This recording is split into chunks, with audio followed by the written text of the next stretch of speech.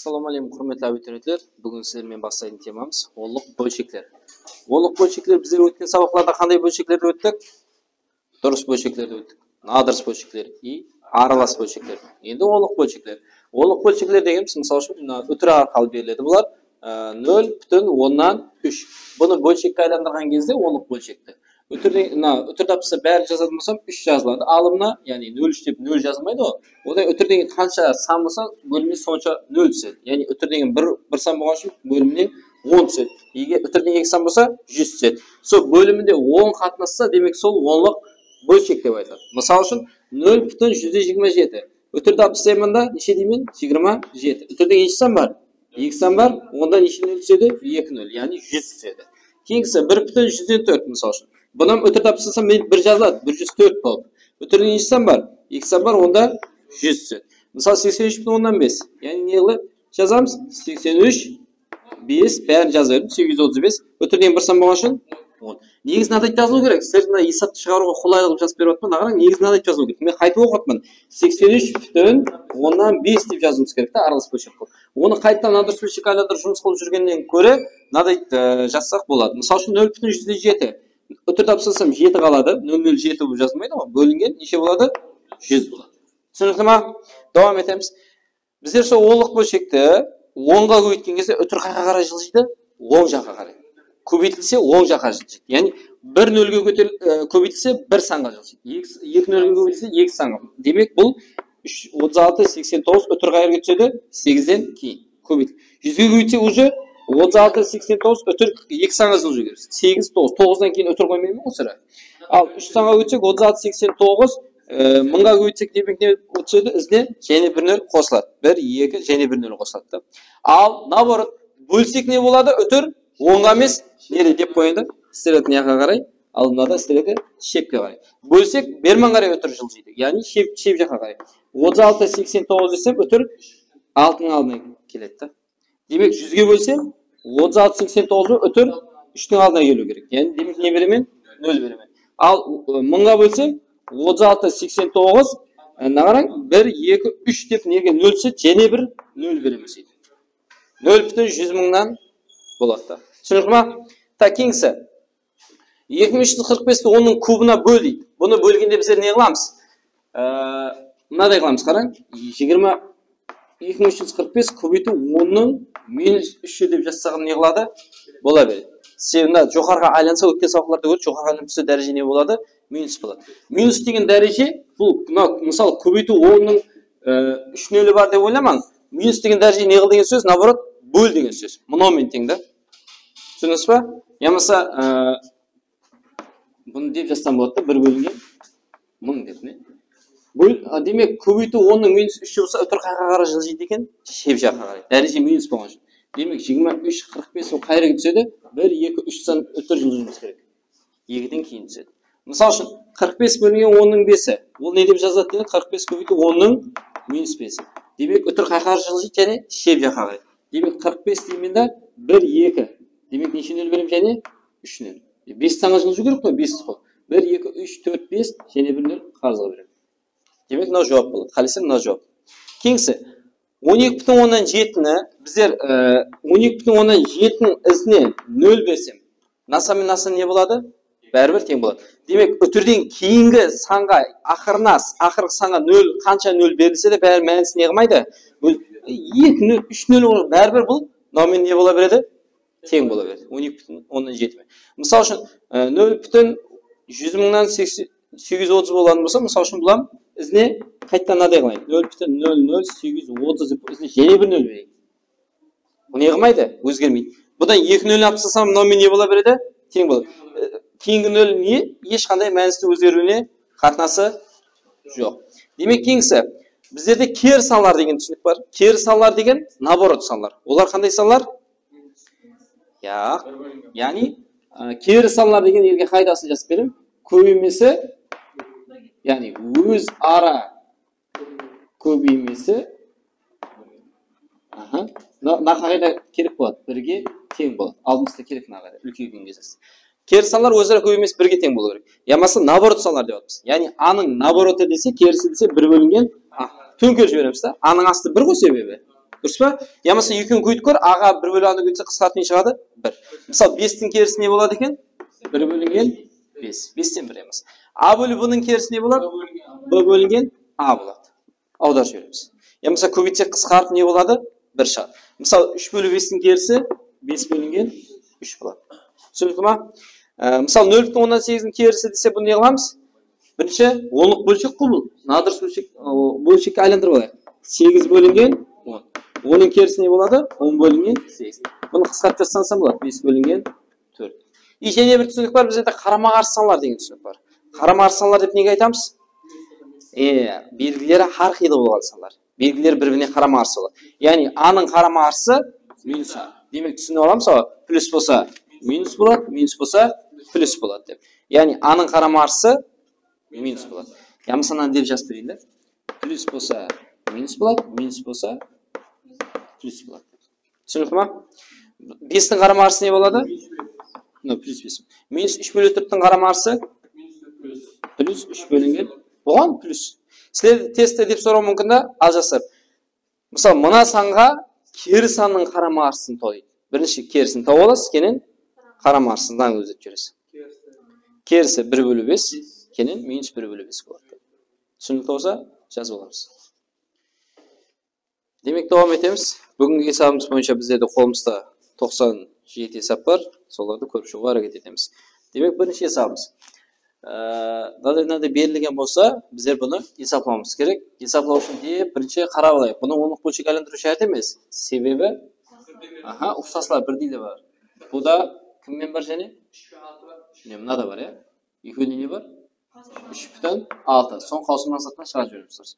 4,8 плюс 5,4 қалды. Демек, өзде-өз бұл екеуі қалады. Екеуінде неше бар? Плюс 4,8 шығарып жібереміз. Сонда 9,2 минус 5,6. Енді есаплаймыз. 3,6 көбейтілген 10 болады. То есть 10,2. 4,8 көбейтіп алсақ, неше болады? 3,6 малды. Дәл шекелетіне қарай, екеуінде не бар? 3,16 бар. 3,16 шығарсам 10,2 плюс 4,8. 3,16-ны көбейтеміз. Неше бұл? 15. Бұны көбейту үшін, бұны деп көбейтсеңіз болады. 36 көбейту 15 деп көбейте бересіз. Өтір написат, не? Неше болады? 30, 3 18, 15, 18. 6, 3. Қосама 0, 14, 50. 540 деген шығады. Яғни өтір қайры қойлады десе, мысалы өтірдің енеде бір сан бар ғой, бір өтір берман қайтамыз. Яғни мінері қойлады. О өтір 0 деген не қылмайды, сонда жазылмайды. Демек жоқ 54 болады. Демек түсінік болса кейінгі есабымыз 4-ші есап. Есаплау керек. 2,2-ның нешеуі бар дейтін еді, қосындыда 8-і бар, мынада 16-сы бар. Демек бұны не қыламыз деген сөз? Мысалы үшін 4 плюс 4 плюс 4 десе, не қыламыз бұны? 3 көбейту 4 десек болады сразу. 3-і бар деген сөз. Мынада 8 бар болса, 8 көбейту 2,2 болады. Ал бұнда 16 бар десе, 16 көбейту 1,1. Енді бұл жерде не қылсақ болады? 8 шығарайық екеуінен. 8 шығып кетсе 2,2 плюс мынада неше қалады? 2 қалады. Көбейту 1,1 тұра береді. 1,1-ді 2-ге көйтсем 2,2. 2,2-ні 2,2 қоссам 4,4. Тап жаңағыдай көйтемін. 8 көбейту 44 деп мен өтір написаймын. Көбейтемін. 32, 3 32, 35. Демек 352 шықса, өтірден кейін бір сан болған үшін бір сан қайтамын өтір. 2 сан болғанда 3-тің алдынан келейін. Түсінікті ма? 35,2. Кейінгі есабымыз жүза қызық есаплардың бірі 5-ші есап 2а плюс b-ны тауың дейді. Егер аралықтар мынадай болса дейді. Қараң, b минус 2-ге аралықта неше сан бар дейді? 10,5 бірлік аралық бар дейді. Демек, оны білу үшін b неше екен білу үшін не қыламыз?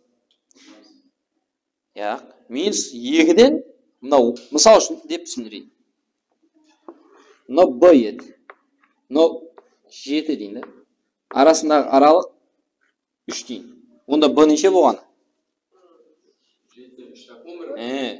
Қой, неше? Енді сан өсу бойынша 11 мынаяқта тұру керек қой. 3 болады. Оны қалай білдік десе, 7-ден 3-ті, то есть 4 болады дұрыс. 7-ден 3-ті аламыз. Демек, минус 2-ден біздер мына 10,15-не аламыз. Аламыз. Сонда минус 12,5 кеп шығама, бұл кім о деген сөз? b деген сөз. Демек, b-мыз біздердің минус 12,5 деген сөз. Kengisi A менен 3,5-ның арасында 8 бірлік бар дейді. Демек бұл жерде де қалай қосамыз? Мысалы үшін, мынау 3 болса, мынау А болса, мынер арасында аралық 7 десе, онда А неше болды? 4 болады. Себебі оны қалай білдік? 7-ден 3-ті аламыз, ә? Демек 8-ден дұрыс айттық па? Қате айттық қой. Себебі қара, мынау А неше? 3, мынау 3, мынау арасында 7. Сен мынау арасында 4, мынау 4 болса, 4-тен 3-ке 7 аралық бар ма? Қосамыз, сонда неше болады? 10 болады. Қосады екенбіз 3-ке 7. Сонда 10 болады. Арасында аралық не? 7. Демек 3,5-ға 8 не қыламыз? Қосамыз. 3,5 қосамыз. Сонда 11,5. А дегеніміз неше деген сөз онда? А дегеніміз 11,5. Соларды не қыламыз енді орнына? Қоямыз. 2 көбейту А дегеніміз 11,5 минус Б дегеніміз 12,5. Енді көбейтеміз мәжбүри. 2-ні 11,5-ға көбейтсем неше болады? 23. 23-тен 12,5-ті алсақ неше болады? Неде өтір беріп 0 берсек неше болады? 5. 10,5 па? Дұрыс па? Жоқ, демек 10,5 деген. Демек давам етеміз. Кейінгі сабыз 6-шы саб оқимын. Қысқармайтын апауи бөлшектің бөлімі алымнан 6 бірлікке үлкен дейді. Қысқармайтын апауи бөлшектің бөлімі алымнан 6 бірлікке үлкен. Алым x болса, содан бөлімі 6 бірлікке үлкен болса, x плюс 6. Егер бөлшектің алымы һәм бөліміне 5-ті қоссақ, 5-ті қосайық. x плюс 5, x плюс 11. Сонда пайда болады, бөлшектің мәнісі 0,8-ге тең болады. 0,8 деген не қылып жасамыз жаңа? 8 бөлінген 10. 10 қысқартып жасақ, 4 бөлінген 5. Демек бұл жерде не істейміз? Пропорция. 5-ті маяққа өтеміз, x деп жазбаймын. 5-ті маяққа өтеміз, x плюс 11 маяққа өтеміз. Көбейтейін. 5x плюс 25 тең 4x плюс 44. X-лар бір жаққа жинаймын. 5x минус 4x бермалы өткен кезде қарама-қарсы белгінің өзі. Дұрыс па? Тең 44. Плюс 25 теңдіктің о жағына минус өтеді. Алып жіберсем x, алып жіберсем 9. Біздерден сұрап отыр, берілген бөлшектің алымын сұрап отыр. Алымы как раз сол неше? X 9 емес пе? Егер бөлімін сұраған 9-ға неше? 6-ны қосқан неше болады? 15 болар еді. Жоқ? 9. Енді қараң. Берілген бөлшектің алымын табың. Демек кешіресіздер 44-тен 25 алсақ біздер неше болады? 19 болады. Демек берілген бөлшектің алымы 19 болады. Давам етеміз кейінгісі. 7-ші есабымыз. Есаплау керек. Бөлшек берілген. Бұл жерде не қыламыз? Бәрін айландырып шығамыз. Яғни мәжбүри мысалы скобқа қаусырма шығарып жіберетіндей ләжі болмай тұрды бұл жерде. Демек надырыс бөлшек айландырамыз. Аралас бөлшекті көбейтіп қосады. 12-ні 5 көбейтсек 60, 60 қосса 60 көбейтіп. Мынадай онлық бөлшектерді черный қылып істеп алып мына 3,175 дегенде 375 бөлінген 100 деп. 25-ке қысқартыңа. 25-ке қысқартсам неше болады? 4 болады. Үсті 17 бола ма? 375-ті 25-ке бөлсек 25 25 125 15 болады екен, иә? Демек, соны міне көшіреміз та мына орнына. 15 бөлінген 4. 44 то есть 11 бүтін 44 48 көбейту. Ал бұна майландырамыз. 4 бүтін 100-ден 125 деген. Бәрін көшіреміз. Астынан неше түседі? 10 түседі. Бұл 125-ке бөлінеді тұрған жерде. 125-ке бөлсем 8. Бұны 125-ке бөлсем 4-ін 125-ті 125-ке бөлсем 13 болады. Демек 13 бөлінген 8. Бөлінген. Бөлімі 7-ден 14, 10, 16. Көбейтіп айландырады, иә, сразу. Жоғар алынмай бөлімі алмасы түседі ғой. Көбейтіп айландырады, екінші бөлшек. Теген қысқарту жұмыстарын алып барамыз. 5-пен қысқарады 3, 4-пен 64 4-ке қысқарады 16 болады, бір қала. 11 мен 11-ге бөлсек 1, 3, 48 мен 8. 8-дің өзіне сұрады 6. Демек бөлімде бір қалды 6 мен 13-ті өтсем 48. Дұрыс па? Так, 6 мен 3-ті өтсем 18. Бөлінген. Так, бұл жерде қысқарады 5, қысқарады 4 көбейтсем 20 алсам 30 бөлінген 20 тең 3 бөлінген 2 деген жауап қалады. Түсінікті ма? Сұрақ жоқ па? Жазып аламыз. Демек давам етеміз. Кейінгі санымыз 9-шы есап. Жүдә қызық есаптардың бірі қараймыз. X олық бөлшек көрінісіндегі сан болсын. Яғни бөлшек сан болсын дейді. Соған 1 бөлінген 40 қосқан кезде бүтін сан шығу керек. Демек, әлбетте x пен нан қосу үшін, қосқан кезде целый бүтін сан шығу үшін x-ті неде боламыз біздер? Бөлімдер бірдей болу керек. 40 болып тұрды. Бірді неше қоссам, 40-қа бөлінген сан пайда болады. Яғни 39. Сол кезде не болады? Қоссам 40 бөлінген 40 болды не? Бүтін сан шығады. Дұрыс па? 1 болды. Сол зат болу керек деп жатыр да. Егер сондай болады, бүтін сан болатын болса, x-тің үтірден кейінгі мәнісін тауын бөлегін яғни. Яғни x кім болып бізде демек? Кім деп сайлап алдық? 39 бөлінген 40. 39-ды 40-қа бөлсек неше болады? 0,976. Сол үтірден кейінгі бөлегі неше екен? Демек жауап А болады. Кейінгісі. Неше 10-шы есап.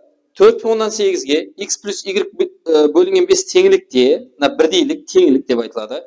X сам y санлары 5-тен кіші натурал санлар болса, x сам y-дан 5-тен кіші болады болса, біздерде y сұрауды. Демек бұл жерден 4,8 аполястырмайық бірінші. Не болып жазылады? 48 бөлінген 10. 10 қысқартсақ неше болады? 2-ге қысқартсақ 5 бөлінген 24. 2-ге бөлсек. 24-ті 5-ге бөлсек нешеден келеді? 4-тен келмей ма? 24. Яғни демек, не деген сөз? 4 плюс 4 бөлінген 5 деген сөзді. Түсініңіз ба? Яғни қараң, x хам y-лер бірдейлік қой, теңілік болды. Есептесақ, мынаған қайтып келеміз, 24 бөлу 5-ге. 24 болады, дұрыс па? Просто бірдейлік деген сөз бөлімдер бірдей. Онда бүтін бөлікке тең болады. X нешеге тең деген сөз 4-ге. Ал y неге тең деген сөз 4-ге. Яғни шартты қанаттандырма, біздерде айтып тұрды, x хам y-лер 5-тен кіші деп жатыр. 5-тен кіші натурал санлар. 5-тен кіші ғой y-хам. Біздерден кім сұрап отыр сірә?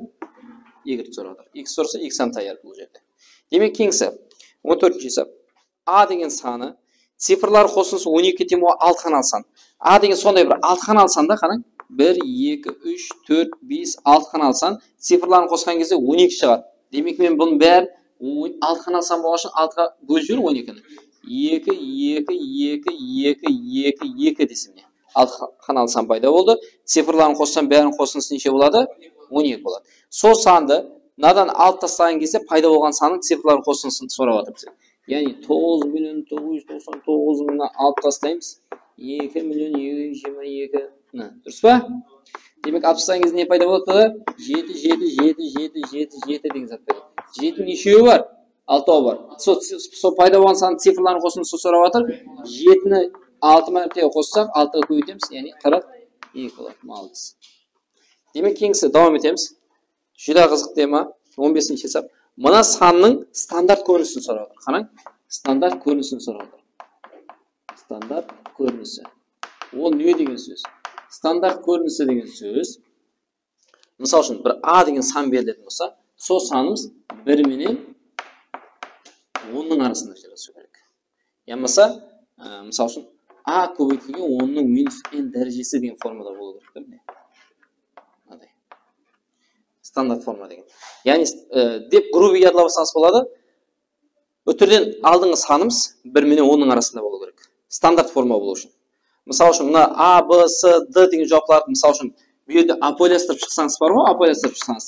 Мына жауапқа қайтып келу мүмкін, бірақ бұл жерде қайтып келгенменен стандарт форманы білдіру үшін біздерге не болу керек? Өтірден алдыңғы санымыз 1 менен 10-ның арасында. Мысал үшін, мынау стандарт форма болады. Өтірден алдыңғы санымыз 2, 1 мен 10-ның арасында. Мысалы стандарт форма айтса, өтірден алдыңғы санымыз үш неше? 203. Шығып кетеді, оны есаплауым шарт емес. Бұлам стандарт форма емес, өтірдің өзі жоқ. Бұл стандарт форма келмейді, сен өтірден алдыңғы санымыз 20, не?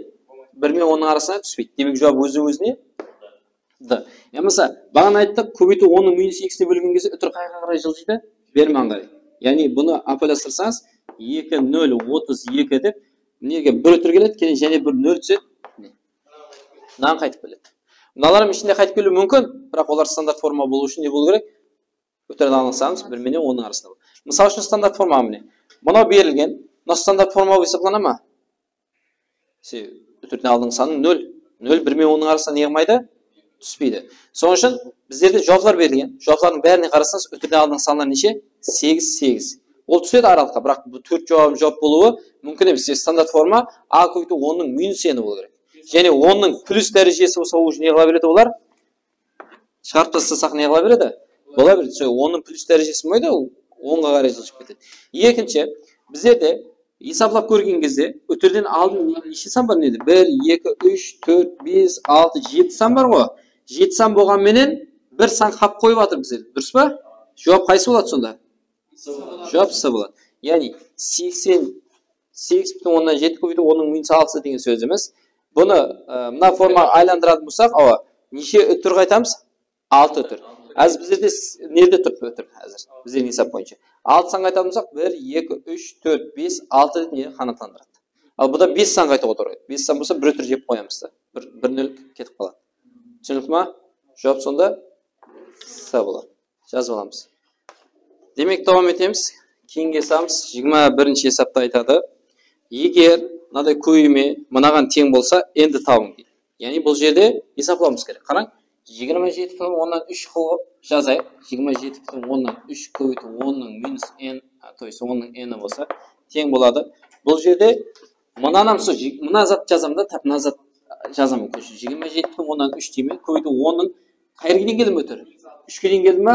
Соған есап шығамын. 1, 2, 3, 4, 5, 6. Нешесі деймін оны? Минус 6 деймін. Сіз көбейткен кезде өтір шекке қарай жылжу үшін, бөліну үшін деген мақсат. Демек, мына екеуі келді ғой міне. Олар бірдей болды. Онда n неге тең болды деген сөз. Тек теңеп кетеміз болған. Жауап минус 6 болады. Кейінге сабыз. Есаплау керек. 31-ші есап. Бұны есаплау үшін бірінші 10-ның дәрежелерін істеп алайық. Текарлар бірдей болса, дәрежелер не қылады дедік? Қосылып кетеді. Бірінші 0,04-ті 2,6-ға не қылайын мен? Мына екеуін. Көбейтіп алайын. Бұны көбейту үшін үтірлерін апсыса 4 болады. Үтірлерін апсыса 26. Көбейтемен. 24 2 сиятта 8 104 па? Демек 104 болады да үтір қайырға қойылады десе, үтірден кейін бұда 2 сан, бұда 1 сан, демек 3 сан болды үтірден кейін. 3 сан бермен қарай үтір қайтама деген сөз. 1 2 3 демек 0,1000-нан 104 болады. Түсінікті ма? Көбейту 10-ның нешесі болатына екі дәрежелер қосылса, минус 9-ға 3 қосылады, минус 6-сы болады. Енді бұл жерде бұны дәрежесі істеуіміз керек екен ғой. То есть кешіресі неде 13 екен. Сонда неше болады? Наоборот, минус 9-ға 13 қоссақ 4 болады. Дұрыс па? Сонда 10-ның 4-не көбейтсек үтір қай қара жылжиды енді? 10 жаққа. 4 нөлі бар деген сөз бұл. Дұрыс па? 4 санға жылжимыз. 1 2 3 104 және 1 0 береміз. Түсінікті ма? Жауапты себебі жаңағыдай жауап болмағаннан кейін берілген қате жазып кеткен екенбіз. Демек кейінге сабыз 34-ші зат 2 бөлінген 10, 2 бөлінген 10-ның квадратынан кете береді, 2 бөлінген 10-ның 10-на дейін барады, сол бөліп 16-ға бөлгеннен кейін стандарт көрінісін табу дейді. Бұл жерде демек 10-ы бар екен. Қараң, 1 2 3 4 кете береді. 2-ның нешеуі бар деген сөз? 10-ы бар. Ал 10-ның нешеуі бар деген сөз? 10-ның 10-ы бар деген сөз емес. 10-ның 10-ы мінерде ақ бар. Оған дейін 10-ның 1-і, 10-ның 2-сі, 10-ның 3-і, 10-ның 4-і кете береді. 10-ның дәрежелері қосылады. Бірден бастап нешеге дейін қосылады? 10-ға дейін қосылады. Бірден 10-ға дейін санларын көйіп, қосылысы неше болады? Бірден 10-ға дейін санларды қоссақ. 1 мен 10-ды қосамыз, 2-ге бөлеміз, 10-ға көйтеміз. 55 болады жер. Дұрыс па? Яғни 2-ның 10 дәрежесі бөлінген 10-ның 55 дәрежесі, бірден 10-ға дейін санларды қоссаңыз 55 болады. И көбейтілген, мына бөлу етіп тұрды ғой енді. Неше болады ол? 1 бөлінген 16 болып. Айланып түспей ма? Енді бұл жерде 2-ның 10-ы неше болады? Яқшы, 2-ның 16-сы дегенде бар ғой, 2-ның 4-і деп жазайын да. Сонда қысқартуға қолай істерге. 2-ның неше қалады? 6 қалады. 10-ның 55-і. Тең. 2-ның 6-сы неше деген сөз? 2-ның 6-ын өтіп өтсең 64. Көйту 10-ның минус 55 емес пе? Демек бізде де жауап міне. Себебі стандарт көрініс деген жаңа айттық қой. А көйту 10-ның минус n деген дәрежесінде тұру керек те. Енді анау 64 дегенде 6-дан Демек қараң, сол кезде А деген сан қай жерде болу керек дедік? 10 мен 1-дің арасында. Сау бол. 10 мен 1-дің арасында. 64 уже не қылады, оралыққа түспейді. Оны біздер 6 қылуымыз керек та. Демек, мынадан 1 минус не қыламыз? 1 қарыз аламыз. Яғни 6-тың 10-ны 4 қыламыз да, сөйтіп 10-ның нешесі болып қалады? Минус 54 болып қалады. Мынау жауап болады. Сізде абсолютно мынадай жауап бар екен да. Бұл не болады? Қате болады. Стандарт көрінісі болмай қалады. Түсіндік ма? Стандарт көрініс болу үшін өтірден алдыңғы санымыз 1 менен 10-ның арасында жияласқан болады. Кеңсі 35-ші есап бір мынадай көйме стандарт көрінісін таңдайды. 1-ден 9-ға дейін саналатын не қойды бұл жерде? Көйіп қойды. Әлбетте бөлімі таяр бұл жерде. Оның нешеуі бар? 1-ден 9-ға дейін 9 болмай ма? Ал 1-ден 9-ға дейін саналатын көймесі неше болады? 1-де 2 көйтсек 6, 6, 5 көйтсек 30, 4 көйт жерсек неше болады ол ма? 1-ден 9-ға дейін саналатын көймесі көйдің 36.288 болады, дұрыс. 36.288.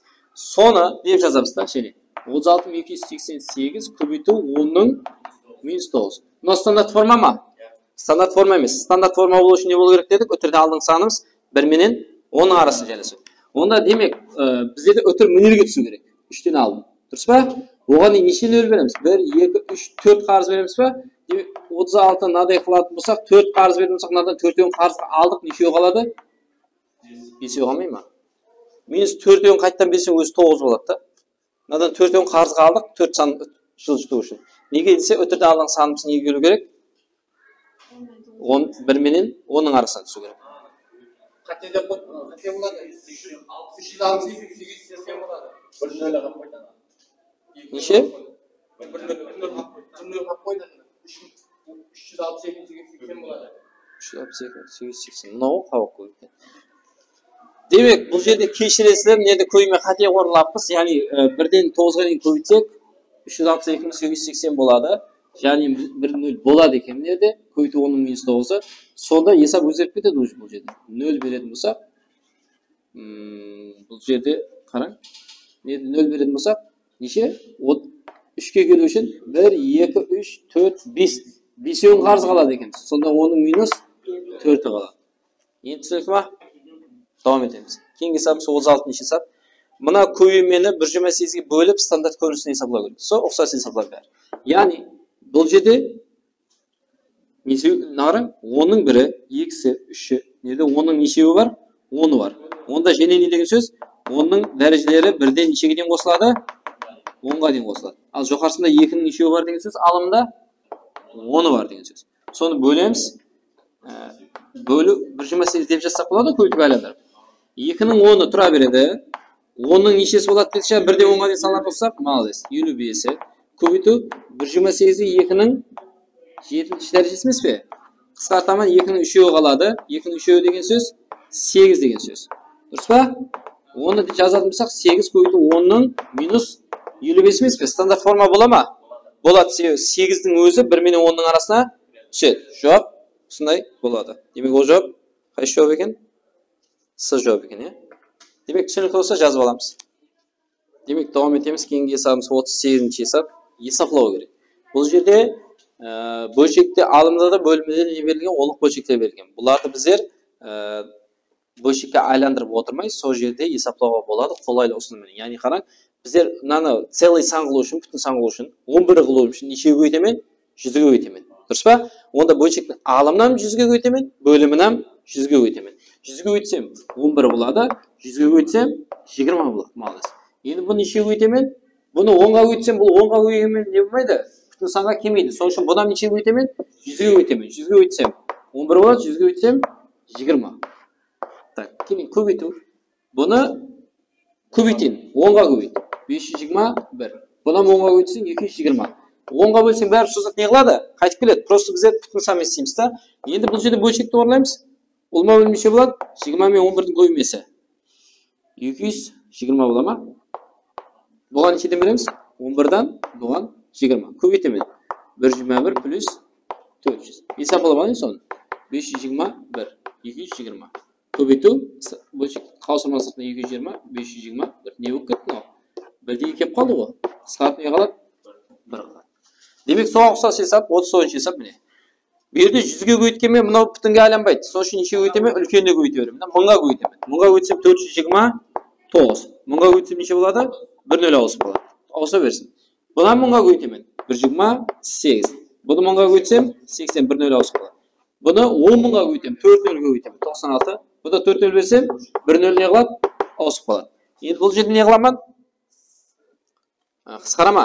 429 бөлінеді ме 3-ге? 6 15 бөлінеді ғой. 3-ге қысқартамын. Неше болады? 143 бөлінген 10. Плюс бұл 8-ге бөліне ма? Бөлінеді. Неше болады? 16 ма? 10 болады. Бұл онда 12-ге бөлінеді. 12 бөлсем 6 болады. 10. Сен бөлшектің бөлімі 10-ға келеді да қара. 10-ға бөлім. Онда қосып жібереміз, неше болады? 143 16-ны қосамыз, кейін 6-ны қосамыз.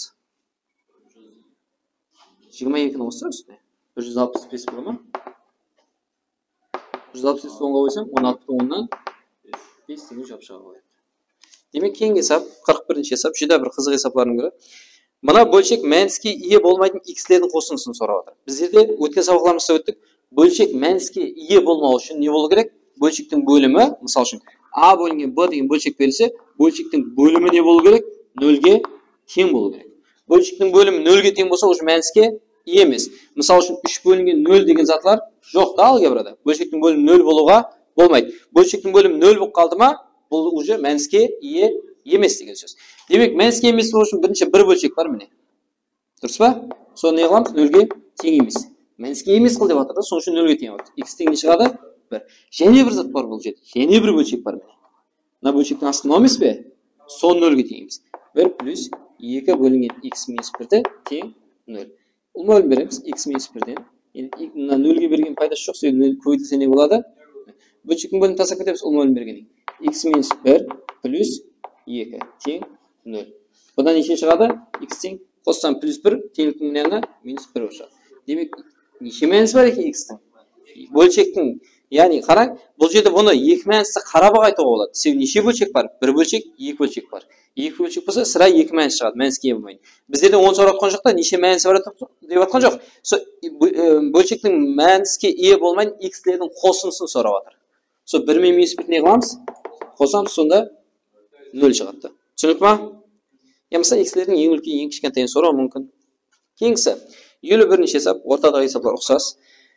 Мынаны есаплауымыз керек. Есаплау үшін бұл жерде бәріне не бар? Ұқсас. Оның минус дәрежелері бар. Дұрыс па? Содан дәреже сыртқа біздер қайсы дәрежені шығарған мақұл? Ең кішкентай дәреже, яғни оның минус 5-ін шығарайық. Оның минус 5-ін шығарсам, 0,10-нан 3 көбейту, бұда минус 4 еді. Минус 4 пайда қылу үшін плюс 1 қалады. Сен көбейткен кезде не қылады? Дәреже қосылған кезде плюс 4 көтеді бәрі. Ал бұдан өшіп кетсе 0,10-нан 2. Бұдан 0,01 көбейту минус 2 шығу үшін неше қалады? Іште 10 дәрежесі 10-ның 3 қалады. Сен көбейтсем не болады? Минус 2 май ма? Демек 10-ның минус 5-і сыртта тұра береді. Есаплап шығамын алып болған. Мынау 1 дегенде өшірейін. 10-ға көйтсем неше болады? 3 болады. 0,10-нан 2 тұра береді. 10-ның кубына көйтсем 1, 2, 10-ға қарай жылжитып тұр. Неше болады? 10 болып қалады. Малдыз. Қосаман 13. 13,10-нан 2 көйту 10-ның минус 5-і. Дым ойлам қалсаң, жоқпара қарасаңыз, жоқпа қараған кезде 10-ның минус 5-і, 10-ның минус 6 дегендер тұрыпты да. Сіз жағдай 10-ның минус 2-сін шығаратын болсаңыз, не болады? Қате болады. Яқ берді стандарт форма сұрап отқан жоқ. Просто есаплау. Жоқ, по-моему, неше 51-ші хесап. Осылай қалады. Стандарт формасын сұрап отқан жоқ. Солай сұрап отыр. Стандарт деп айтады өз стандарт формасын сұраса. Так, мысал үшін кейінгі хесап 53-ші хесап. 53-те айтады. Мынаны есаплауымыз керек. Бұны есаплау үшін не қыламыз? Калькулятормен көбейт шығу шарт емес. Ұқсастар қараң. 58-де 4, 58-де 4, 30,2, 31,2. Онда мынаны мен не қылып жазам қарап? 58,4 тұра береді да, 31,2-ні 30,2 плюс 1 деп жазам. Бола ма? Бәрі 31 болады ғой алыс. Бізде 27,2. И бөлінген тұра берсін. Есаптымаймын. Тең Бұны не қыламын деп көбейт шығамын екеуіне деп. Көбейт. 58-ді көбейт келді. Көбейт жасамайыз, просто ортасы көбейт отырады. 2. Кейін плюс 1-ге көбейтсем 58-де 4 емес пе? Ал 27,2 бөлінген бар асты. Тұра береді. Асты өзгеріссіз. Енді 58-де 4 тұра береді. Көбейту 30-да 2 плюс 58-де 4-тен 27-де 2-ні алсам. 4-тен 2-ні алсам. 2 1 31 ма? Бөлінген енді бөлімін жазамын. 31,2 плюс 58,4 көбейтілген 30,2. Демек, ұқсас емес пе? Тек орнамасы плюс те сен жоғым. Не қыламын? Сотырға жерде қысқарып кетеді. Түсіндік ма? Жоқ, бір шығады. Түсіндік болса жазып аламыз. Демек, давам етеміз. Кейінгі есабымыз 58-ші есап. Шүйде қызық есаплардың бірі. Есаплау керек. Жаңа есабымызға ұқсайды, алдыңғы есапларымызға. Яғни, бұл жерде екеуінде де не бар? Скобканы шығарадың, оның қайсы дәрежесін шығарайық? Минус 5. Кішкентайын шығарамыз деді. Сонда кетіп баса, бұдан 1,035 қалады. Плюс бұдан 4,24 көбейту 10-ның нешесі қалады? Плюс 1 қалады. Плюс 1 деп жазып тұрайын, пока. Сонда көбейтсем не болады? Дәреже қосып минус 4 деген зат не қалады? Келіп шығады. Демек, 10-ның біріне көбейтсем бұл не болады? Не пайда болады? Өтіріп 1 жыл дейді ғой. 42,10-нан 4. 10 жаққа қарай жыл дейді. Енді бұл екеуін қосып бересіз бұған. Тең 42,10-нан 4-ке қосамыз. Нешені? 1,035-ті. Сонда 5, 3, 4, 3. Демек, 43,435 көбейтілген 10-ның 5-і. То есть, минус 5. Мынау жауап болады біздерде. Кейінгі есап. 61-ші есап. Жүда керек есаплардың бірі сіздерге. Төмендегілердің қайсы бірі шеклі онлық бөлшек формасына келтіріп болмайды дейді. Яғни бұл жерде шеклі онлық бөлшек формасына келтіріп болады, һәм шеклі онлық бөлшек формасына келтіріп болмайды деген сұрау болады. Яғни бұны түсініп алу үшін қараң. 1-ді бірінші 2-ке бөлейік біздер. Неше болады? 0,5. 1-ді 3-ке бөлейік. 0,10-нан 3 деп не қыла береді? Давам ете береді. Демек, шеклі онлық бөлшек формасына келтіріп болады деген міне. Яғни бір жерге бар, белгілі бір жерге бар тоқтайды деген сөз. Ал шексіз деген сөз бесконечный, яғни кете береді, дальше давам ете береді деген сөз. Енді бұл салалар біздер бұрына кішкентайымызда көріп жүргеннен белгілі, ал бұл салаларды білмейміз біздер. Соның үшін кішкентай формула алып жазамыз. А бөлінген Б деймін. Шеклі шексізге келтіріп болады, болмайын білу үшін бөлшектен бөліміне қараймыз. Алымы қызық емес. Яғни қысқаратын болса өзі қысқартып аласыз, кейін бөліміне қарайсыз. Егер бөлімінде бірінші нәубетте 2 5, ямаса 10 деген санлар пайда болса, осы санлар қатынасса, онда ол шеклі формаға не қылады? Келтіріп болады деген сөз. Ал екінші, егер бөлімде апой санлар қатынасса, яғни 3, 7, 11 деген санлар қатынасса, жол шексіз деген сөз. Яғни шеклі онлық бөлшек формасына келтіріп болмайды. Яғни шексіз не қыла береді? Давам ет. Мысалы, элементарий не? 1 бөлінген 2, бөлшектің бөлімі 2, 2 қатынасса не болады дедік ол? Шеклі тоқтайды мәлім бір жерде. Ал 1 бөлінген 3, 0,3 кетіп өтсе бөлшектің бөлімі 3 сан. Егер мұна бәрі қатынасып, мұнан біреу қатынасса да не болып кете береді ол? Шексіз болады. Себебі мұна апой санлар біреу қатынасса жетеді біздерге. Мұнан бәрі қатынасса да. Түсіндіңіз ме? Так, мысал үшін 10 бөлінген 130 дегенде уже қарап тұрсақ 10-ға бұл не қылады? Қысқарады. 1 бөлінген 13 болады. Енді бұл шеклі ма, шексіз ба? Бұны білу үшін не қыламыз? Бөлшектің бөліміне қараймыз. 13. 13 деген сан ол апай сан. Демек, онда ол шексіз кете береді. Бұл келтіріп болмайды деген сөз. X алсам түсіндік ғой. 7 бөлінген 40. 40 бөліміне қараймыз. 40 деген сөз 4 көбейту 10. Яғни 2 мен 10-ның көбеймесінен пайда болады. Онда бұда апай сан жоқ қой ішінде. Бұнда бұл не қылады деген сөз? Белгілі бір жер бар тоқтайды. 7-ні 40-қа бөліп көрсеңіз, калькуляторда тоқтайды ол. 3 бөлінген 85. 85 деген неше өту неше? 17 өту 5. Ішінде 5 пай бар болғанмен 17 деген не бар? Апой сан бар. Демек, ішінде апой сан қатынасса болды, не қылады ол? Шексіз кете береді деген сөз. X. 18 бөлінген 250. 250 деген сөз 25 көбейту 10. Ішінде 10 менен тек не? 25-лер қатынасады. 10 мен 5-лер қатынасқан үшін не болады ол? Шеклі болады. Түсіндіңіз ме? Демек, 1 менен 3 шексіз болады, 2 менен 4 шеклі болады. Демек, шеклі шексіз екен білу үшін қайталаймыз. Бөлшек берілсе, тек қана бөлшектің бөліміне назар саламыз. Бөлімінде 2, 5, 10 деген санлар қатынасса шеклі болады, яғни белгілі бір жерге тоқтайды. Егер бөлімде 3, 7, яғни апой санлар қатынасса, бұл шексіз болады. Мына санлар қатынасып, апой санлар біреу қатынасса да ол шексізге есаплана береді. Түсіндіңіз ме? Демек, кеңсі 63-ші есап. Бағана есапларға ұқсайды, және бір түсінбесе көріп кетейік. Бұны есаплау үшін онлық бөлшек айландырып отыру шарт емес, не қыламыз? Üstü 10'ga koysam bütün bölçekке aylanadi. Bütün sanға aylandырым керек. Яғни демек бұны 10'ga koysam 32 болады. Параллельный бөлшектің бөлімін көйтем. 10'ga көйттім ба, бұна 10'ga көйтем. Құртан ұрып көйте бермеймін ғой, 42. Бұна 10'ga көйтсем 14 болады, бұна 10'ga көйтсем 72. 10'ga көйтсем 54 болады, 10'ga көйтсем 12. Болды, енді не қыламын? Қысқарту жұмыстарын алып барамын. Кіммен қысқарады бұл жерде? 72. Бірден қысқаратын жоқ екен, иә? Онда майдалап қысқартамыз, не қыламыз? 14 пенен 42-ні 7-ге қысқарады. 2 болады, 6 болады. 6 пенен 54 қысқарады. 9 болады. 6 қысқарттым да. 9 пенен 72-ні 9-ға қысқарады. 1 қалады, 9-ға қысқарады, 8 болады. 8 пенен 12 қысқарады, 4 қалады. 4 пенен 12 қысқарады, 3 қалады. Сол екен ғой. Демек алымда 2 қалды, бөлімде 3 қалады. 3-тен 2 қалады. Демек кеңісі, соған ұқсас есап не? Мына есаплау керек. Бұны қойчек айландырмаймыз, яғни мына үтірін жоқ болу үшін неше нөл береміз?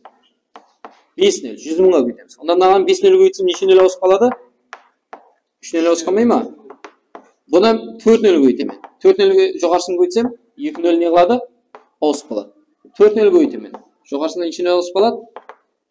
3 нөл ауысып қалады. Дұрыс па? Демек, қысқартамын. Неше болады? 1000. Қысқартамын. 2-ге бөлінеді.